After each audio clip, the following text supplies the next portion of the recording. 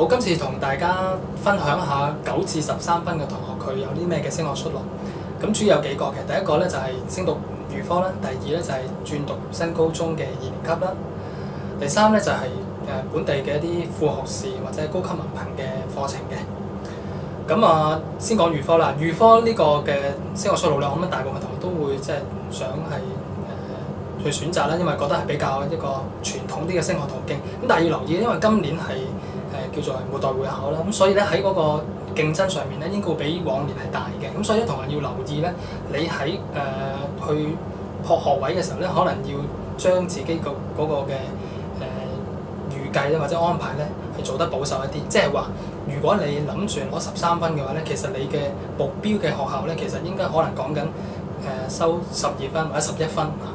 有1至2分嘅差距啊，咁樣先至能夠比較有保證咧，咁樣去到你係會容易啲攞到嗰個嘅預科學額。呢度係一個提點。第二個升學咧，就我哋頭先提到咧，就轉讀新高中嘅2年級啦。咁轉讀新高中2年級咧，其實面對緊嘅考試咧就已經係唔同咗。嚟緊咧係2012年嘅中學文憑試。咁呢個考試咧同依家嘅會考咧，其實有一定程度嘅一啲分別嘅。譬如話多咗通識科呢個嘅科目啦，另外唔同嘅科目裏面咧可能會有一啲嘅內容嘅一啲調整嘅。咁所以咧，同學轉讀呢個嘅課程嘅時候咧，又要有一個心理準備咧，就係可能要擺多啲時間咧去做一個適應啊。尤其是可能喺嗰個暑假嘅時候咧，你要預留啲時間去做補課嘅。咁呢度同學要留意。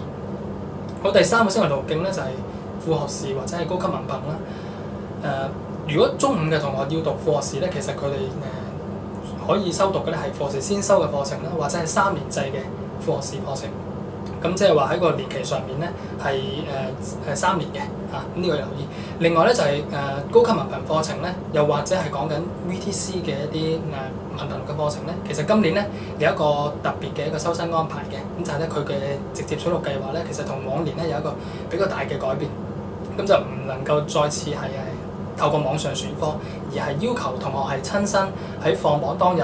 或者係之後嗰2日咧係去到院校唔同嘅院校或者分校嗰度咧係直接去攞嗰個嘅學額。咁所以咧，同學要留意佢嗰個嘅收生嘅一啲要求啦同埋嗰個嘅收生程序嘅嗰個時間咁呢度同學要就係把握一個分秒如果唔係咧，可能嗰個學額咧就會係好快咧就流失咗，咁你就會錯失咗個機會啦。